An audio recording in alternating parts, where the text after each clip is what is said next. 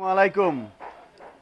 আমি বলছিলাম যে এই ছবির ইনকামের টাকা যা হবে তা একটা ভিক্ষুককে দিয়ে দেব।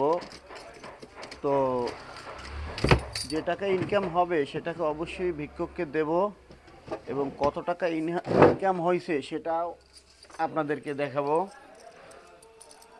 তো হচ্ছে সকালে দোকানে আসছি, দোকানে আসার পরে এখন পর্যন্ত, আজকে যেহেতু জুমার দিন, এখন পর্যন্ত কোনো ভিক্ষুক দোকানে আসে নাই, তাই আর কি এখন দিতেও পাইনি এখন পর্যন্ত। তাই যে ভিক্ষুক আর কি আজকে প্রথম দোকানে আসবে তাকেই হচ্ছে আজকে এই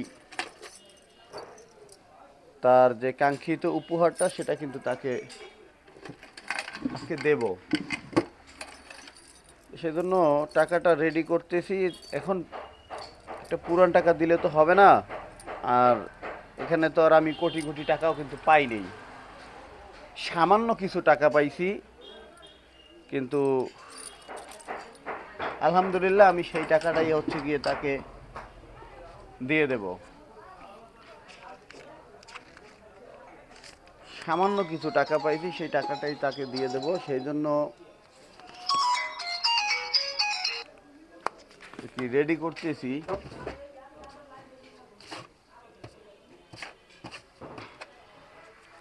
টাকাটা খামে দেবো, যেহেতু টাকা কম হোক আর বেশি হোক সেটা মূল বিষয় না।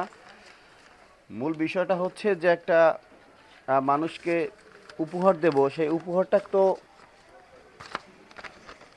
একটু সম্মানের সহিত দিলেই ভালো হয়, তাই না? সেই জন্য এটাকে আর কি খাম করব।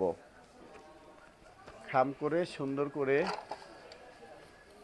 স্টাবলার মেশিন, খাম করে সুন্দর করে একটা স্টাবলার পিন মারলাম।